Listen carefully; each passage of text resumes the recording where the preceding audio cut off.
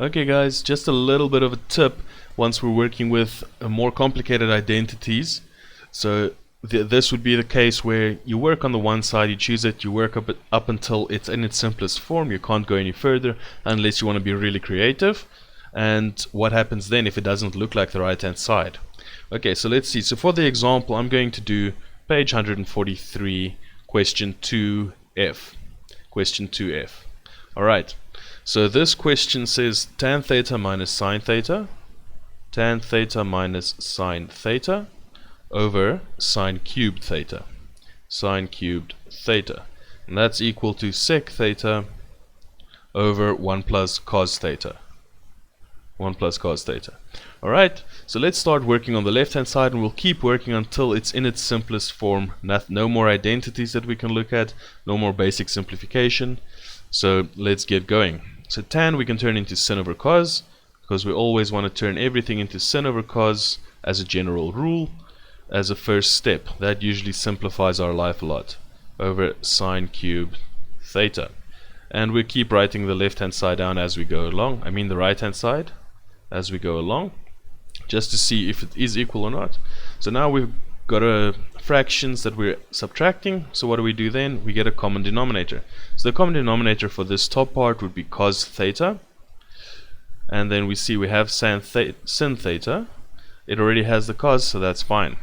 Over here we had the sin theta to start with. This term, it was the same as saying as if it was over 1, right? So we've got sin theta, this term still needs the cos theta, so we add that, cos theta. And all of this is still over sine cubed theta. Equals the right hand side, sec theta over 1 plus cos theta. Good. Let's keep going. So now we've got a fraction divided by a fraction. So the top we can keep as it is, except I will factor out a sin for the top. So this complete top line will be sin theta, and then what's left is 1 minus cos theta. So 1 minus cos theta. All of that is over cos theta. And then we're dividing by sin cubed theta over 1. So we can turn that into a multiply by 1 over sin cubed theta. And the right hand side will keep sec theta over 1 plus cos theta. Right, now let's see what we can do on the left. Well, we can cancel a little bit, right? We can cancel, what color should I cancel with? Let's make it blue. So we can cancel this sin theta with one of these, and then there's two of them left. Alright, so that'll give us, the sin theta here is cancelled. So we just have 1 minus cos theta times 1 at the top. So it's just 1 minus cos theta at the top. At the bottom, we've got a cos theta times a sin squared theta equals sec theta over 1 plus cos theta. Okay, so now what we can do is we have a couple of options. We can change the sin squared into 1 minus cos squared, and that'd be nice because then everything is cos squared. I mean coses instead of cos and sin. So let's do that. So let's keep the top as 1 over cos theta, and then instead of sine squared we've got 1 minus cos squared theta. Okay, and the right hand side is still there, 1 plus cos theta. Perfect. Now, but we see 1 minus cos squared theta, what is that? That is a difference between two squares. So we can simplify that even further. So we've got cos theta here, and then the difference between two squares, we know that becomes two brackets. One gets a plus, one gets a minus. Square root of the first term comes in the first place, and the square root of the second term comes in the second place. So 1 plus cos theta, 1 minus cos theta equals sec theta over 1 plus cos theta.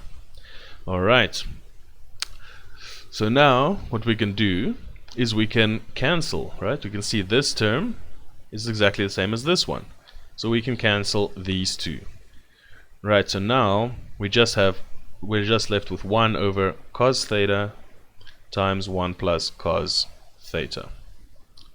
Okay, so that looks to be sort of the simplest form that we can get it for now on the left hand side. Nothing more that we can do unless we try to be really creative. So let's start simplifying the right hand side. I'm just going to change color for the right hand side now.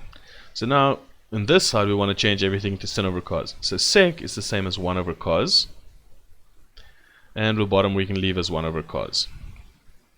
Okay, so let's keep the left hand side in orange. So cos theta 1 plus, oh man, that's too ugly, try to write too fast there, 1 plus cos theta equals, alright, now we've got a fraction divided by a fraction. So what does that mean? We take the top and leave it as it is, turn the division into a multiply, and swap around this fraction. So now it becomes 1 over 1 plus cos theta. And we can see we only have one more step left to go because it's pretty much done. Left hand side is 1 over cos theta, 1 plus cos theta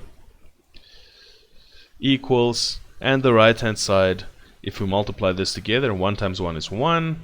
At the bottom we multiply these together and we get cos theta 1 plus cos theta. Alright, and we see they are now perfectly the same. Good. So that's the idea. So if you get to questions where you work with the one side and after you've simplified it as far as you can, like in this case we had over here, but it doesn't look like the right hand side yet, then you leave the left hand side and you start simplifying the right hand side by using all the same steps, and eventually they will look the same.